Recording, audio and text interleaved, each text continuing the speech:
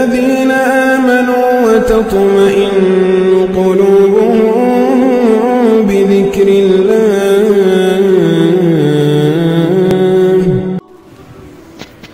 الحمد لله وكفى وسلام على عباده الذين اصطفى أما بعد. اعوذ باللہ من الشیطان الرجیم. بسم اللہ الرحمن الرحیم. آیت کو پڑھنے سے پہلے ان دو آیات کے حوالے سے ذہن میں رکھیں کہ انتہائی شاندار، عظمت والی، رفعت والی، عظیم الشان، بہت بلند مرتبے والی آیات ہے. یہ وہ آیت ہے، دو آیتیں خاص طور پر، کہ اللہ تعالیٰ کے عرش کے نیچے ایک دروازہ ہے. وہ جب سے دنیا بنی حضرت آدم علیہ السلام سے لے کر قیامت تک نہیں کھلے گا. صرف ایک مرتبہ رسول اللہ صلی اللہ علیہ وسلم کے زمانے میں کھلا تھا. عرش کے نیچے وہ دروازہ ہے، اور اس دروازے میں سے ایک فرشتہ نکلا. وہ فرشتہ بھی زمین پر کبھی نہیں آیا، حضرت آدم علیہ السلام سے لے کر قیامت تک نہیں آئے گا. اور وہ فرشتہ جو چیز لے کر آیا، جو خزانہ اس نے دیا نبی صلی اللہ علیہ وسلم کو، یہ دو آیتیں. پچھلے جتنے بھی نبی گزرے ہیں، جتنی امتیں گزری ہیں، کسی کو اتنا بڑا تحفہ نہیں دیا گیا. وہ فرشتہ پہلی مرتبہ زمین پر، پہلی مرتبہ دروازہ وہ کھول کر، اور یہ خزانہ عرش کے نیچے سے لے کر آیا. یہ دو آیتیں. اسی طرح ان دو آیتوں کے حوالے سے آتا ہے، جو بندہ اس کو پڑھ کر سوتا ہے تو حدیث کے الفاظ ہیں کفتاہ. یہ دو آیتیں اس کے لیے دنیا و ما فیہا سے کافی ہیں. ہر قسم کی ٹینشنیں، غم، آزادی، اس کے گناہ معاف، ہر چیز سے یہ دو آیتیں اگر رات کو پڑھ کے سوئیں گے تو کافی ہوگی. سورۃ البقرہ کی ویسے ہی اتنی زیادہ فضیلت ہے، جادو جنات کے حوالے سے خاص طور پر مجرب ہے کہ جو بندہ اس کو پڑھتا ہے، گھر میں سوال ہی نہیں پیدا ہوتا. گھر میں کوئی شیطان ہو، بے برکتی ہو، لڑائیاں جھگڑے ہو، سب کچھ ختم ہوگا. آمن الرسول بما انزل الیہ من ربہ والمؤمنون کل آمن باللہ وملائکتہ وکتبہ ورسلہ لا نفرق بین احد من رسلہ وقالوا سمعنا وأطعنا غفرانك ربنا وإليك المصير. ایمان کے حوالے سے بحث ہو رہی ہے. یہ دیکھ لیں اتفاق، یعنی یہ دو دروازے سمجھ لیں. سورۃ البقرہ جہاں سے شروع ہوتی ہے وہ بھی ایمان کی اللہ نے ساری تفصیل بتائی. الذین یؤمنون بالغیب ویقیمون الصلاۃ. ایمان کے جو اجزاء ہے، ایمان کی تفصیل. آخر میں پھر وہی بحث ہے، شروع میں بھی آخر میں بھی. آمن الرسول، ایمان لائے رسول اللہ صلی اللہ علیہ وسلم، بما انزل الیہ، اس چیز کے اوپر جو ان کے اوپر نازل کی گئی، اپنے قرآن کے اوپر. من ربی، ان کے رب کی طرف سے حق ہے. والمؤمنون، اور ان کے ساتھ جو مومن صحابہ کرام وہ بھی قرآن کے اوپر ایمان لائے. کل آمن باللہ، یہ تمام کے تمام نبی صلی اللہ علیہ وسلم اور صحابہ آمن باللہ، اللہ پر بھی ایمان لائے. وملائکتہ، اس کے فرشتوں پر. وکتبہ، اس کی کتابوں پر. ورسلہ، اس کے رسولوں پر.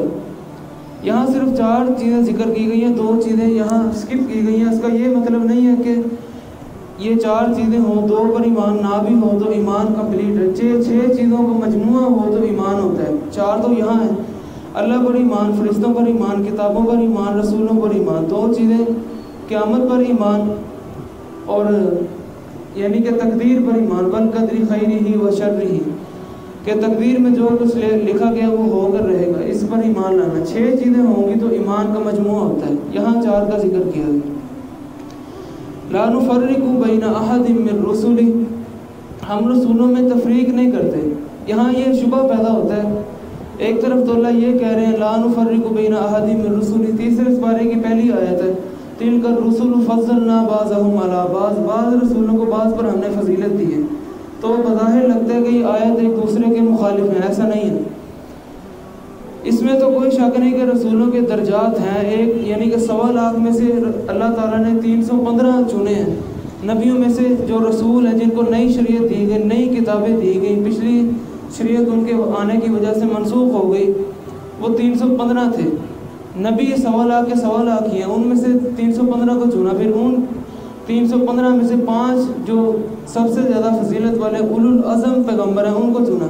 ان میں سے ایک سب سے زیادہ فضیلت والے، سارے نبیوں کا سردار، نبی صلی اللہ علیہ وسلم، محمد رسول اللہ صلی اللہ علیہ وسلم. فضیلت تو لیکن یہاں جو مطلب ہے کہ ہم تفریق بیان نہیں کرتے، یعنی ہم مقابلہ نہیں کرتے کہ کس نبی کے پاس کتنے زیادہ معجزات ہیں، کس نبی کا قرآن میں زیادہ ذکر ہے، کس نبی کی زیادہ فضیلت ہے، مقابلے کے طور پر اگر آئے گا تو غلط ہوگا۔ مثال کے طور پر اگر یہودی یا عیسائی یہ بات کریں، خاص طور پر یہودی، کہ تم قرآن کے حوالے سے دیکھو، قرآن میں حضرت موسیٰ علیہ السلام کا ذکر نبی صلی اللہ علیہ وسلم کی نسبت زیادہ ہے۔ لفظ موسیٰ قرآن میں 150 سے زیادہ مرتبہ آیا ہے، بار بار بڑا تفصیل سے موسیٰ علیہ السلام کی زندگی کے واقعات ذکر ہوئے ہیں۔ دوسری طرف لفظ محمد پورے قرآن میں 4 مرتبہ صرف ذکر ہوئے۔ اب مقابلے کے حوالے سے بات کریں گے تو سیدھی سی بات ہے، نبی صلی اللہ علیہ وسلم کی گستاخی ہے۔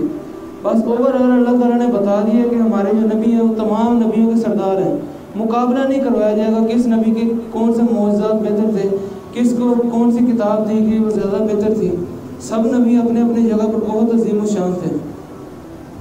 وَيُعَذِّبُ فَيَغْفِرُ لِمَن يَشَاءُ، نہیں آگے وَقَالُوا سَمِعْنَا وَأَطَعْنَا، اس کا تعلق کل کے مضمون سے ہے۔ کل ہم نے پڑھا تھا کہ جو یہ آیت نازل ہوئی ہے وَإِن تُبْدُوا مَا فِي أَنفُسِكُمْ أَوْ تُخْفُوهُ، بہت سخت آیت تھی کہ اگر تمہارے دل میں کوئی گناہ کا خیال بھی گزر گیا، أَوْ تُخْفُوهُ، تم اس کو چھپا لو، لوگوں کو نہ بھی بتاؤ، اس کو اوپر عمل نہ بھی کرو، پھر بھی يُحَاسِبُكُم بِهِ، اللہ تم سے حساب ضرور لے گا۔ رو رہے ہیں صحابہ کرام، پریشان ہیں، آئے ہیں رسول اللہ صلی اللہ علیہ وسلم کے پاس، کیا کریں؟ یہ تو آیت ہمیں سمجھ نہیں آ رہی ہے، تو بڑا ہی سخت اللہ تعالیٰ نے حکم نازل کر دی ہے۔ ان کو رسول اللہ صلی اللہ علیہ وسلم نے سمجھایا کہ قرآن پر اعتراض نہ کیا کرو، جو بات سخت لگ رہی ہے فوراً کہا کرو سمعنا وأطعنا، ہم نے سن لیا ہے اور ہم عمل کریں گے جتنا بھی سخت حکم ہے۔ ہاں یہ ہے کہ اللہ تعالیٰ سے دعا کرو یا اللہ یہ اس میں کوئی نرمی کر دے، ہمیں معاف کر دے، یہ حکم بہت سخت ہے۔ لیکن سننے کے فوراً بعد تردد نہیں ہونا چاہیے، سننے کے بعد سوچنے کا وقفہ نہیں ہونا چاہیے، ہاں سن تو لیے چلو انشاءاللہ عمل کریں گے، سوچیں گے، ہاں ضرور، یہ جو بانے ہیں یہ نہیں چلنے۔ سمعنا کہ فوری بات سن لیے، اطعنا وقفہ نہیں ہے، تردد نہیں ہے، سوچنے کی اجازت نہیں ہے، وأطعنا ہم عمل کرتے ہیں ابھی کے ابھی۔ ہاں لیکن غفران کا ان کو یہ بھی تعلیم رسول اللہ صلی اللہ علیہ وسلم نے دی کہ اللہ سے پناہ طلب کرو، اپنی معافی مانگو اور دعا کرو کہ اس حکم میں تھوڑی تخفیف کر دیں، یہ تو انتہائی سخت حکم ہے کہ ذہن کے جو خیالات ہوتے ہیں وہ اس پر تو ہمارا قابل نہیں ہے، خود بخود کوئی غلط خیال، گناہ والا خیال، گندا خیال دماغ میں آ ہی جاتا ہے، اس پر بھی اگر حساب ہونے لگ گیا تو ہمارا کیا بنے گا؟ جنت میں کون جائے گا؟ بچے گا کون پیچھے؟ غفرانک ربنا، اے ہمارے رب ہمیں معاف کر دے، بخش دے، درگزر کر دے، وإلیک المصیر، ہم نے تیری طرف لوٹ کے آنا ہے، تجھے حساب دینا ہے۔ لا يكلف الله نفسا إلا وسعها لها ما كسبت وعليها ما اكتسبت ربنا لا تؤاخذنا إن نسينا أو أخطأنا ربنا ولا تحمل علينا إصرا كما حملته على الذين من قبلنا۔ تو اللہ تعالیٰ نے ان کی گزارش کو سن لیا۔ آگے یہ یونیورسل ٹروتھ ہے، قیامت تک کے لیے یہ شریعت کا اصول نازل ہو گیا، لا یکلف اللہ نفسا الا وسعها، شریعت کے جتنے بھی حکم ہیں وہ کوئی حکم بھی ایسا نہیں ہے کہ انسان کی استطاعت سے باہر ہو کوئی چیز، ایسا کوئی حکم ہماری شریعت میں ہے ہی نہیں۔ پچھلی شریعت میں دیکھ لیں اس طرح کے بے شمار حکم تھے، بہت سخت قسم کے حکم تھے۔ مثلا ان کا جو یعنی کہ تعظیم والا دن تھا، عظمت والا دن تھا، مسلمانوں کا دن جمعے کا دن ہے جس کو عید کا دن کہا گیا، یہودیوں کے لیے ہفتے کا دن تھا، اور اس ہفتے کے دن میں اتنی سختی تھی کہ وہ کاروبار پورا دن نہیں کر سکتے تھے، صبح سے لے کر شام تک سارا دن ان کی عبادت کے لیے مخصوص تھا۔ کوئی بندہ جنہوں نے ہیلے کیے تھے، بہانے کیے تھے، ہفتے والے دن مچھلیاں وہ جمعے کی رات کو رکھ لیتے تھے، سیو کر لیتے تھے کیونکہ شکار منع تھا۔ اس ہیلے کی وجہ سے اللہ تعالیٰ نے اتنا سخت عذاب دیا کہ ان کو بندر بنا کے رکھ دیا تھا، اور 3 دنوں کے بعد پھر وہ لوگ سارے کے سارے ہلاک ہو گئے تھے۔ لیکن ہمارا جو دن ہے جمعے کا، اللہ تعالیٰ نے کتنی اللہ تعالیٰ نے رحمت کی ہے کہ تم سارا دن کاروبار کرو۔ ہاں صرف اتنا ہے کہ جب جمعے کی اذان ہو جائے فوراً سے پہلے شٹر نیچے پھینک دو، پھر جمعے کے بعد وابتغوا من فضل اللہ، نکل پڑو اللہ کی زمین میں، دوبارہ اللہ کا رزق تلاش کرو۔ صرف یہ جو گھنٹہ، 1.5 گھنٹہ، سوا گھنٹہ جمعہ، یہ اس میں کاروبار حرام ہے، باقی سارا دن پچھلی شریعتوں میں ایسا نہیں تھا۔ اسی طرح طہارت کے حوالے سے پچھلی شریعت میں یہ تھا کہ جب کسی کپڑے کے اوپر ناپاکی لگی ہے تو وہ کپڑا کاٹنا پڑتا تھا، وہ کپڑا ضائع ہو گیا۔ یہ اللہ تعالیٰ نے کتنی سہولت کر دی ہے کہ بس اس کو دھو لو، اچھی طرح یہ رگڑ لو کسی چیز سے، نشان مٹا دو اور اس کی بدبو یا ختم ہو جائے، بس وہ پاک ہے۔ اس طرح کے کتنے ہی حکم ہیں۔ اسی طرح ایک واقعہ ہم نے پڑھا ہے کہ طور پہاڑ کو اللہ تعالیٰ نے ان کے سروں کے اوپر لا کے کھڑا کر دیا تھا، وَرَفَعْنَا فَوْقَكُمُ الطُّورَ خُذُوا مَا آتَيْنَاكُمْ بِقُوَّةٍ۔ سارے یہودیوں کو خطاب کیا کہ ہاں بھائی مانتے ہو میری شریعت کو یا نہیں؟ اس پہاڑ کو تمہارے اوپر گرا کر تمہارا کچومر نکال دوں۔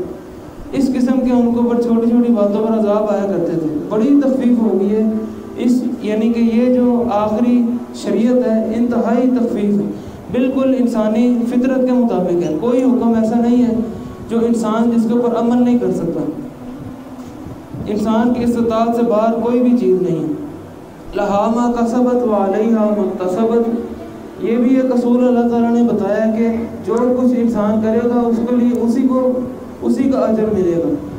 لہا کا مطلب اجر ملے گا، ثواب ملے گا۔ وعلیہا ما اکتسبت، جو کچھ وہ گناہ کمائے گا اس کا پھر اس کو حساب دینا پڑے گا۔ یعنی اس کی وضاحت دوسری آیت میں ہے 12ویں سپارے میں، لا تزر وازرۃ وزر اخری، قیامت والے دن کوئی بندہ کسی دوسرے کا بوجھ نہیں اٹھائے گا، اپنا اپنا حساب دینا ہے۔ جو کچھ کیا، جو کچھ کرتوتے ہیں، جو کچھ نیکی ہیں، اسی حساب سے بدلہ دیا جائے گا۔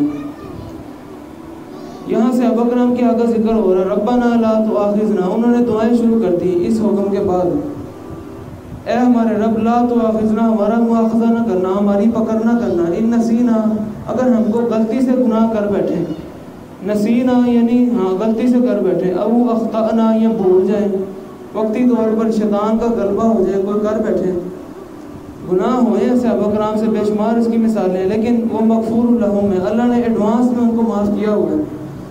ربنا ولا تحمل علینا، ہمارے اوپر ایسا بوجھ نہ ڈالنا، اسرا کما حملتہ علی الذین من قبلنا، ایسا بوجھ جیسا کہ پچھلی امتوں کے اوپر جو سخت قسم کے حکم تھے، تھوڑی سی ہمارے احکام میں تخفیف کر دیں۔ ربنا ولا تحملنا ما لا طاقة لنا به واعف عنا واغفر لنا وارحمنا أنت مولانا فانصرنا على القوم الكافرين۔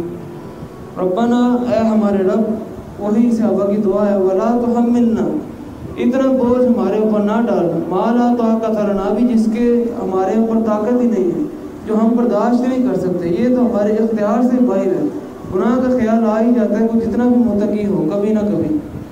واعف عنا، ان معاملات میں درگزر کر دے، نظر پھیر لے، معاف کر دے۔ واغفر لنا، کتنا یعنی کہ رکت انگیز اور رونے والا بار بار گزارش ہے، التجا ہے اللہ تعالیٰ کے سامنے، درگزر کر دے، واغفر لنا، معاف کر دے، ورحمنا، رحم کر ہمارے اوپر، انت مولانا، تو ہی تو ہمارا مولا ہے، ہمارا دوست ہے۔ یہاں یہ اعتراض لوگ کرتے ہیں کہ لفظ مولا ہم علماء کے لیے بھی استعمال کرتے ہیں، مولانا فلاں صاحب، مولانا فلاں صاحب، یہاں اللہ کے لیے استعمال ہو رہا ہے، تو ہمارا مولانا ہے۔ تو بات یہ ہے کہ لفظ مولا کے عربی گرامر میں دیکھا جائے تو 24 مطلب ہے۔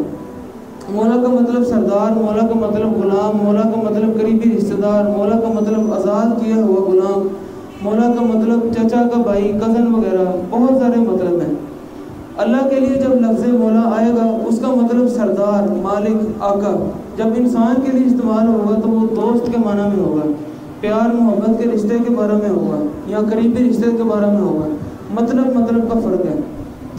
جیسا کہ اللہ بھی سمیع ہے، سننے والا ہے، بصیر، دیکھنے والا ہے، اور ہر انسان کو بھی اللہ تعالیٰ نے یہ طاقت دی ہے کہ وہ سنتا ہے اور دیکھتا ہے، لیکن فرق تو ہے نا۔ اللہ تعالیٰ کی جو سماعت ہے، اللہ تعالیٰ ایک وقت میں لاکھوں کروڑوں انسانوں کی ہر وقت سن رہا ہوتا ہے، لیکن انسان بھی سمیع ہے، اس کی سماعت میں فرق ہے۔ اللہ تعالیٰ جو بصیر ہے، وہ کالے پہاڑ کے اوپر ایک چونٹی جو چل رہی ہے، اس کے اوپر لائن بن رہی ہے اندھیری رات میں، وہ بھی اللہ تعالیٰ دیکھ رہے ہیں۔